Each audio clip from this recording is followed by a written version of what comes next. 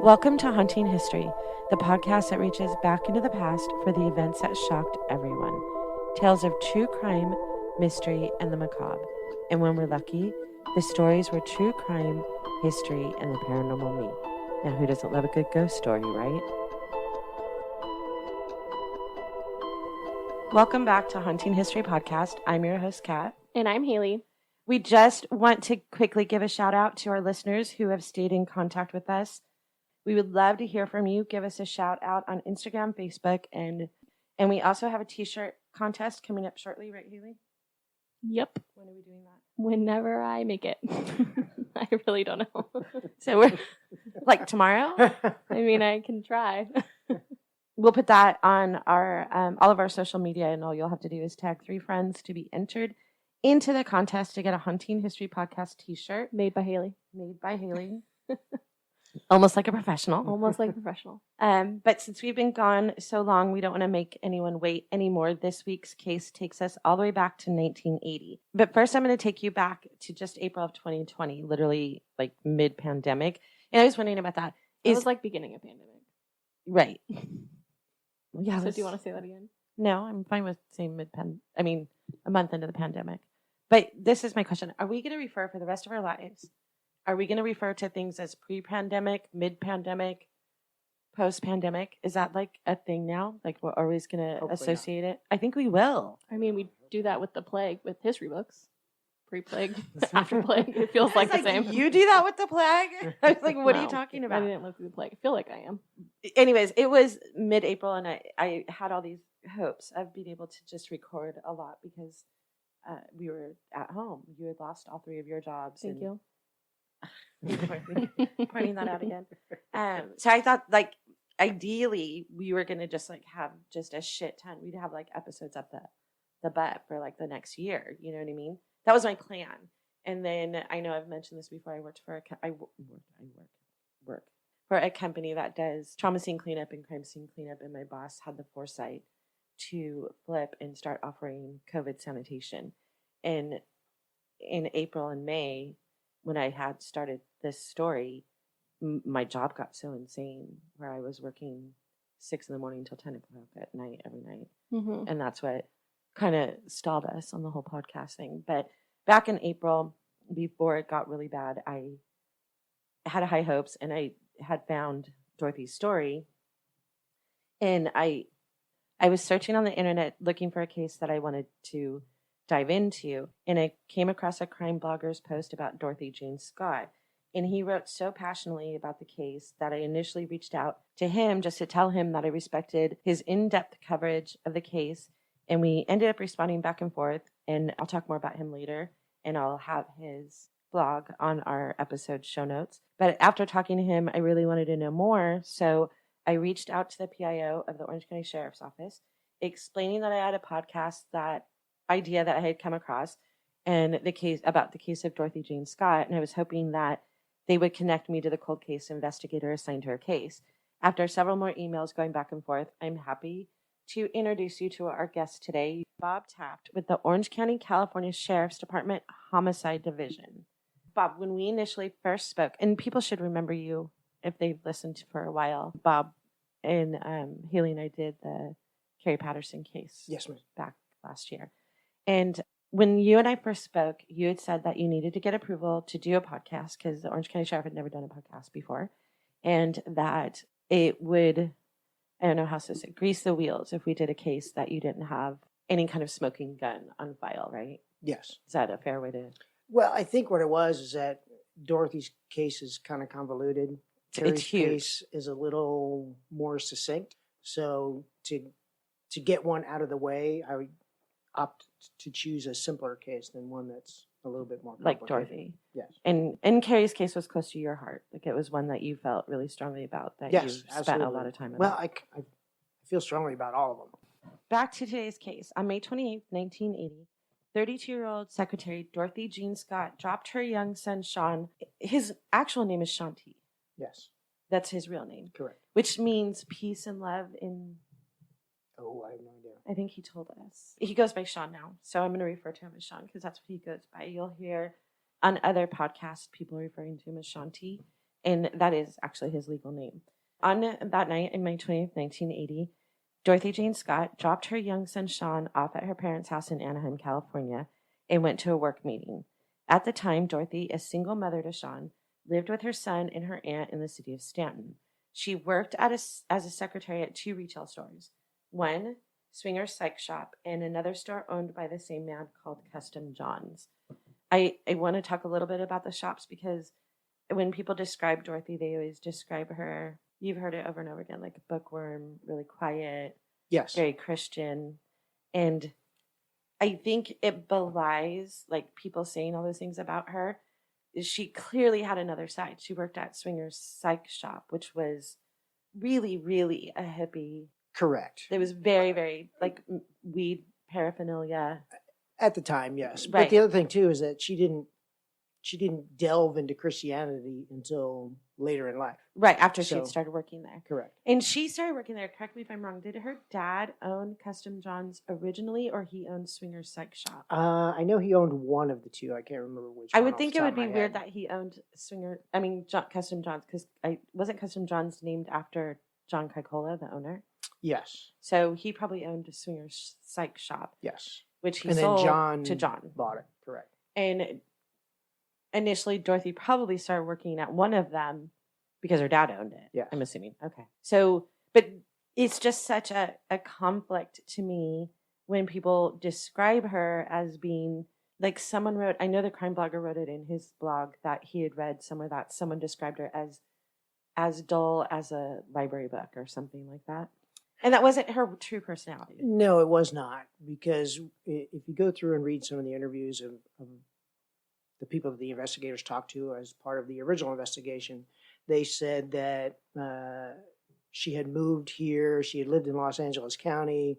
She was into music. She started a female music group, and everything that kind of came with that lifestyle at the time. And she was, fully immersed in like the hippie lifestyle. She Yes, wasn't absolutely. She wasn't the librarian or the bookworm that some people described her as. But I always kind of feel like maybe her work personality was different than her personal personality. Well, and the other thing too, and is maybe I extrapolate a little of my own personal experience into it, but once you kind of settle down, have kids, have to be a responsible adult, maybe Your personality changes. lifestyle changes. Right. Absolutely. But I don't think it's accurate that people describe her as being boring or quiet. Or No, I don't think so either. The thing about Swingers Psych Shop, they sold lava lamps, like the velvet posters, anything velvet, like 70s style. I had heard of Custom John's shop before. It was an area head shop, which now it's sold like bongs and is there such a thing as roach clips anymore? Like, is that a thing? I don't think so. Like, that was definitely a big thing in the 80s. Yes. With like the feathers hanging off of it and stuff. And like now you can go into any corner tobacco shop and buy a bong. But back then, Custom John's was like the only place that you could go publicly in Orange County and get maybe the swap meet. But Custom John's was like the only place in Orange County you could go to buy like paraphernalia for. Well, I don't know if it was the only place, but I'm sure It was there the were most famous place for sure. limited ones. Yes. And Dorothy did not work at the front of the store. She worked in the back of the store, and I think that's significant to know. She was a secretary. She was the bookkeeper. She didn't interact, like her daily job was not interacting with the public. Correct.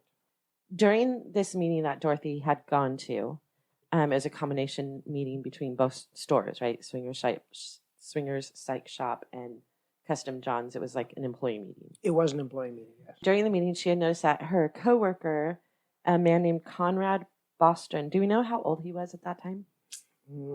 Probably early 20s, I'm guessing.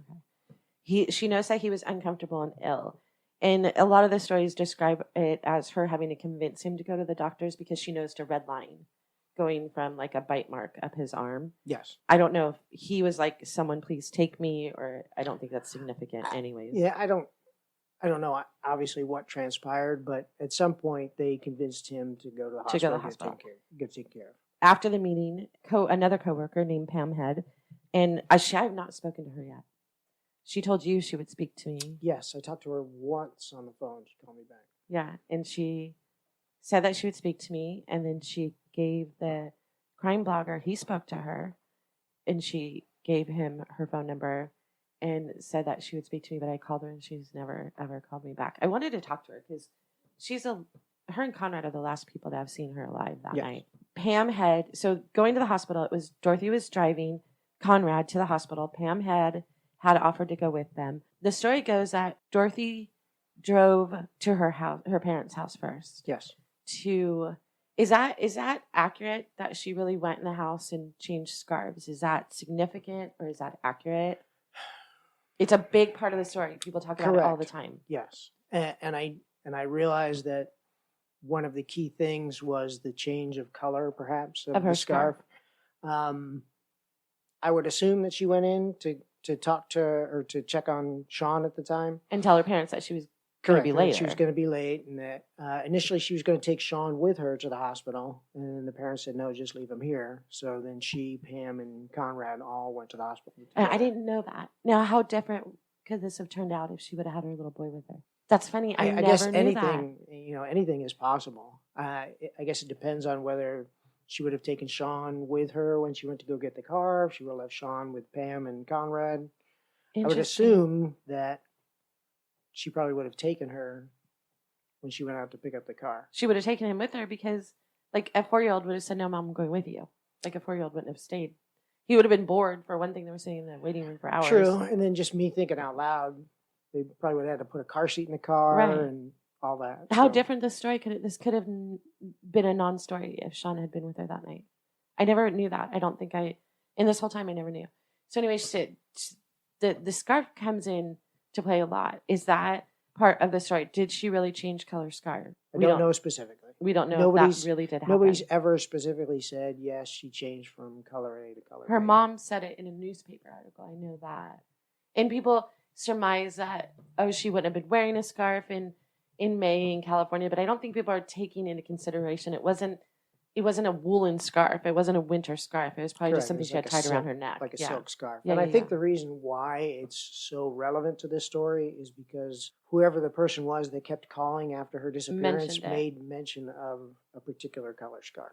And that's why it became an issue. So, and the other thing is that people talk a lot about the hospital they went to. And they went to UCI Medical Center in Orange. I'm very, very familiar with UCI Medical Center. I myself worked right across the street from there. And it was not the closest hospital, for sure. From Dorothy's house, there would have been Martin Luther King Hospital in Anaheim. I feel like St. Joseph's would have been easier and faster to get to. There was Anaheim Medical Center. But UCI at the time, and I think still, was considered a teaching hospital. Correct. And that anybody who didn't have money or insurance went to UCI Medical Center. That's why they ended up there that night, for sure. But it would not have been, if anybody was in the meeting or overheard that Con was going to the hospital, I don't think they would have assumed it would have been UCI. I think they would have, do you know what I'm saying? Like later on in the story, this is going to be significant.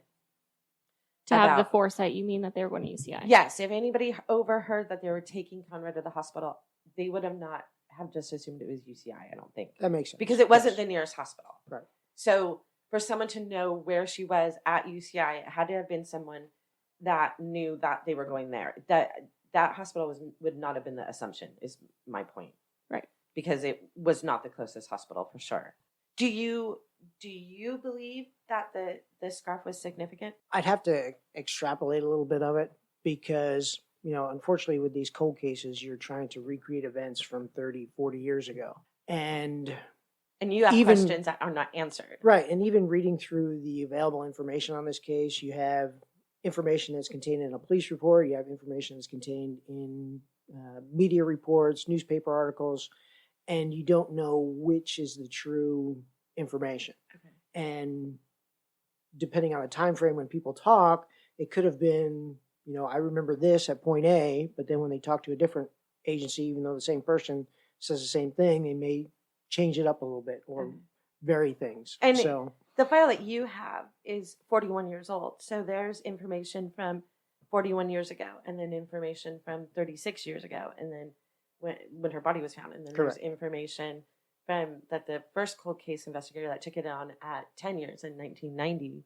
would have had information. So yeah, I can see how the information, I just feel like everybody made such a big deal about the scarf. And I'm just so curious if it truly like I said, was there was a lot of speculation over the years that the individual that was calling the Scott household was the person responsible for abduction and a murder. And just thinking on a true murder investigation, there are certain elements that only the person responsible for the crime would know. So one of the things I think they focused on was she was wearing a particular color scarf. And if she went home and changed that, then only the killer and the two people that were there with her that night, and maybe her parents, would know whatever color scarf that was. So if he said, hey, the scarf was red, not black. Was red or black or blue or whatever, then only a couple people know that information, so that would lead credibility to his story. Because she changed it. Correct. Because she changed it. Because between the work meeting and going to the hospital. Right. Okay. So when they got to the hospital, the three of them waited in the emergency room for Conrad to be called back to be examined. I forgot the word examined for a minute there. Pam has stated for the last 41 years, and you're going to have to confirm this for me because, again, she hasn't talked to me, that neither she nor Dorothy left the waiting room at all. That Conrad got called back, but Pam and Dorothy stayed in the waiting room. Yes. The entire time. They never left. They never made a phone call. They never went to the bathroom before he came out. Correct. I'm talking about just before. Yes. And then when he came out, it was determined that he had a black widow spider bite. Some type of spider bite, yes. Okay. And when he was released from basically the back of the hospital, the doctors had seen him and gave him a prescription. He came out. He said he had a prescription to fill. Yes. Or Dorothy said, you guys go get the prescription. I'll go get the car and I'll pick you up at the front. Correct. Front doors. Pam said that when she said that before she went to the car, she did go to the bathroom. Yes. And then left. Did she see her go to the bathroom and leave the bathroom and go to her car? In my most recent conversations with Pam, she did not say that. And I know that there's information out there that suggests that Dorothy may have made a phone call at some point, but that has never been confirmed. And okay, so we have to go back to 1980. There's no such thing as payphones now. But at the time, like an alcove with bathrooms, that's where the payphone would have been. Could have been, yes. She could have, if she was not in Pam and Conrad's vision, she could have made a phone call. Absolutely, she could have. We know now she did not call her parents, though. Correct. Okay. And technically, this is the other thing that has always kind of been a burr for me, is that if for some reason she did call someone when she went to the bathroom, whoever it was would not have had time to get to the hospital between that time and picking up a prescription. It's unlikely anyways. Let's say it's unlikely. I would say it's unlikely because, like you said, there was no such thing as cell phones. So whoever she it would was, have had to she was call calling someone in had the to be a house. landline. Yeah. Yes. So they would not. So the call thing is irrelevant anyways. If she did or didn't make a phone call, I wouldn't say irrelevant, but it wouldn't have the same relevancy then as something like that would now. Right, because someone could have been across the street and you can call them on their cell phone now. Yes, absolutely. But back then she would have been calling someone's home or work or something. Yes. So she went to get the car, and Pam and Conrad filled the prescription, walked out front, and waited for her. Yeah. Now, this is a question I've always had. So they were waiting for her for a few minutes and then realized that she hadn't come. She was not in the parking garage. She was in that parking lot, which doesn't technically exist anymore now. It's reconfigured now, yes. But from the way that I remember it, she would have walked straight down that walkway and the parking lot would have been basically right in front of her. Yes. And it would have been a larger parking lot than it would have been like a little tiny one. It would have been a larger. It was a large open parking lot, from my understanding. They started walking towards the parking lot, and as they approached the parking lot, they saw Dorothy's car coming directly at them. What they suspected was Dorothy's car. What they believed was her car. Yes. We still to this day don't know if it was her car. We do not. And then there's also varying accounts of whether there was one car or two cars. Or two cars. That there were some accounts where the car was coming towards them. They believed it was Dorothy's car. The headlights blinded them so they couldn't see who was driving. Yes. The car drove directly towards them, and right behind them was a car without their headlights on, was one of the stories. Yes. And both cars pulled out of the driveway and made an immediate right, which would be going north on the city drive. Well, they would have made a right onto the entrance road to the hospital and then out to City Drive and right on City Drive. Or actually, I think it was south on City Drive. South would have been towards the 22. Correct. If they made a right, it would have been north on the City Drive. Yes. So they could have made another right onto Chapman and took Chapman east. or they could have continued on. I mean, they could Or have I'm trying really to think, anything. I don't know if the 5 freeway was around then. 'Cause the There would entrance to not the have 5 been. freeway was right there as well. It is now. I It don't is know if now. was Back then, then. it was closer to Disneyland. It was a little further down the street.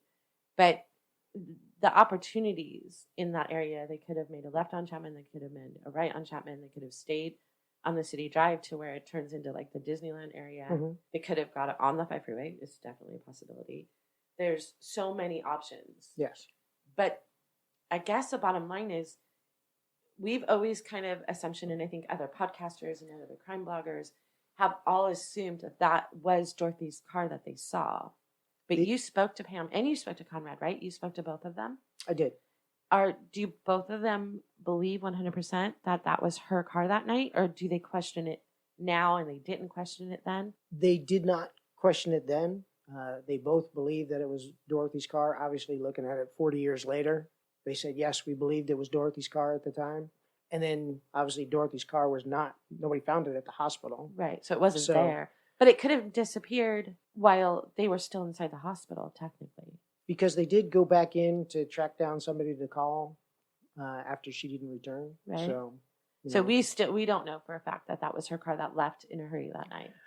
we don't know for a fact, but it seems reasonable that So it could was her car. they not see the open parking lot from where they're at to see, like, well, if her car's still there or not? Like, I would have, if I'm like, is that her car? She hasn't come back. I would have walked to the parking lot to see if she was in the parking lot. I don't think they questioned it was her car. I think they just definitely knew it was her at car. the time. Yes. Okay. And I want to say, reviewing those reports, they did try after the car left, and they thought that it was possibly her car. They walked to the parking lot where To she verify it parked, was her and car. her car was not there, which further leads to suggest that it was her car that was seen leaving. And this is my question too. And you've been doing this how many years? Have you been an investigator? Since an investigator, I've been an investigator since 2008. I but I've can't been do the working- math. That was long. It's been a while. Yeah. Because 1990 was just 10 years ago in my head. 21 years. 13. 20 years? No. Oh my God. 13. Sorry, Bob. See, 13 we years? cannot do math. We're literally No. incapable of mathing. But the funny thing is, to me, 1990 was 10 years ago. Like, I'm Yes. sorry. So you've been doing this for, a minute. Because 2008 was like yesterday. I've been working in cold cases for 5 years. Okay. So in your experience, I don't know why we got so stuck on the math thing. Do people, now these are two separate people, and you've spoken to both of these people in the last year. Yes. One, Pam, relatively recently. I actually talked to both of them on the same day. Okay. So is it typical for people to maintain the same story for 41 years and two separate people? And have they maintained the same story for 41 years? They have both maintained the same story, yes. It has been my experience that if people change their story over time a significant amount, then obviously one of the two was a fraudulent or fictitious But both statement. of them have But maintained. both of them have been consistent. Have they maintained a friendship past this point? They have not communicated since, I think Conrad left the area first. But in talking with them, they had not spoken to each other in years. So their statements about what happened that night are on a scale of 1 to 10, 10 being the most solid. Theirs is like 11. Yes. So Yeah, there were no inconsistencies. between either one of them. When you spoke to either of them, did you ask them if they ever had any theories? I mean, I'm assuming they were the last two to see her alive, that they would have had theories about what happened to her. Well, I think everybody has theories, whether they were substantiated theories or unsubstantiated theories. They couldn't say, but I think consistently there was a belief that it had to be somebody that knew her. That's a general consensus. Anybody, I mean, from any armchair detective all the way to you, is that it was someone that knew her. Correct, but then you have the other side of the coin where, like we suggested, she may have made a phone call Right. to somebody. Well, that person would not have been in the general area, so who's to say it couldn't have just been a random abduction? Really? I've never thought of it that way. I don't know why everyone's stuck on the fact that it's someone that she knows. Well, then we're going to get into that. So to go back to that night, Dorothy and Conrad waited 2 to 3 hours. They assumed, so I've read over and over again, they assumed that Dorothy got some kind of news from a phone call, and they're kind of thinking that she called home, that something was wrong with Sean, or her dad or her mom. Something. And yes. she rushed home and left them there. Yes. So they assumed in a world before cell phones Mm-hmm. and texting that if they waited there, she would come back for them. That she just rushed off because of an emergency. Yes. And she would come back for them. Yes. But they waited a solid 2 hours, right? Roughly, yes. Would they not have had Dorothy's parents' phone number? At the okay, so that's the other contention that comes up in a lot of podcasts is like, how would they have her phone number? Because they did call her parents after 2 hours, right? And that was at the request of UCI police. So they contacted the police first, and UCI said call her parents and Correct. find out. So her parents back in 1980, every phone book, especially in a place like a hospital where it's kept up and maintained, it would have had a hanging phone book. It would have literally had a phone book hanging on. So they could have gotten and the number. Her parents would 100% have been listed in the phone book. Like even if for some reason Pam and Conrad did not have her parents' phone number, which they might have, everybody carried an address book in your purse. Like right. Pam probably would have had an address book. It would have been in the white pages. They would have just had to look up Scott and find the dad's name. And the dad was familiar. The dad had owned one of the stores. And even after he owned the stores, he maintained the buildings. He did. Yeah, and I don't remember if Conrad or Pam were working there at the time. Her father owned the business as well. I don't if they remember. Had, but they would have still known him probably because he did all the maintenance at the buildings, right? And again, the phone it doesn't even matter. People are questioning, like, how did they have her parents' phone number? It would have been in the phone book. There's just no doubt in my mind it would have been in the phone book. I question more why it took them, if they could easily contact her parents, and why their they thought didn't process immediately do that. Was that something could have happened. I would have been like, why did she just rush off like that? Maybe I would have waited 30 minutes. But then after that, I would have been like, that was really weird. Let's find out something happened. Right. But you also grew up in a different time period. Where people are just getting abducted. Yes, and you're listening to true crime podcast. Yeah. Correct. So, like, you're more paranoid and you wouldn't have waited that long back then. And let's be honest, these were stoners. I mean, they probably were like, just chill, like, dude, where'd she go? You know, thinking she's going to come right back. Maybe. Or they're thinking, like, what are we going to do now? How are we going to get home? I'm hungry. Let's go grab something to eat from the cafeteria or whatever. But they pretty much like I waited. said, in reviewing the reports, they actually contacted the UCI police department prior to. And then in the conversations with the officers there, they suggested, hey, call Dorothy's parents. And Jacob answered the phone and said, no, Dorothy hadn't come home. Correct. Did it immediately turn into a missing persons investigation? Oh, no. Right then? Because she was an adult. Correct. So no one could actually file. How did Conrad and Pam get home that night? John came and picked him up. John Kaikola, yes. the owner of the building, came and picked them up. Because so much new information. John You're literally were roommates. And how long after? When did John get there to pick them up? I want to say probably 2 to 3 hours. It had to be a minimum of 3 hours because they waited almost 2, and then they had to talk to the police, and then they called Dorothy's parents. So minimum 3 hours probably after Dorothy disappeared. Roughly, yes. Yeah, and then other information is that no one knows is that Conrad was roommates with John Kaikola, who is owner of both the stores. Correct. And John Kaikola, Conrad originally had wanted to go to the hospital and asked John to take him, right? Yes. And then that's why I'm saying, like, everyone, and again, I don't know if it's significant. Everyone talks about how sweet and kind Dorothy was, which I'm not denying that, but they portray it that she had to convince Conrad to go, but Conrad had already asked someone to take him to the hospital. Correct. And I think probably what it was is that she convinced him to go right then. Instead of waiting until someone could take him. Okay. Well, then that explains why people make such a big deal about that. So initially when Pam and Conrad contacted the UCI, now UCI is called a campus. It's not called like a hospital compound or whatever. It's UCI Medical Campus because it's a teaching hospital. Well, so it's still referred to as a campus. UCI, correct? I've always known it as UCI Medical Center. But it is a teaching hospital. It is a teaching hospital. It's referred to as a campus, like on all their marketing material or whatever. And they would automatically, a lot of people don't think about this, they would automatically have campus police. And that was the UCI Medical Center police that they initially spoke to. It wasn't a city police. It was like the police for UCI. Correct, yes. And they had suggested that they called Dorothy's family and found out Dorothy had not returned home. So they did not take the initial missing persons report, or they did? They didn't. Initially, they did not. And so what happened that night? They just went home, and then Jacob and Vera and Jacob is Dorothy's dad, and Vera is her mom. So they have her son, Sean. and they're left on their own devices. Like, our daughter never showed up, and now they're alerted at 3 a.m. that their daughter went missing. By Pam and Conrad. Yeah. If you or anyone you know witnessed anything that May night in 1980, please contact the Orange County Sheriff at 714-647-7055 and come back next week for our part 3 in our cold case of Dorothy Jane Scott. Thank you for listening to this episode of Haunting History Podcast. We love hearing from you, so be sure to like, follow, and comment on Facebook, Instagram, and Twitter at Haunting History Podcast.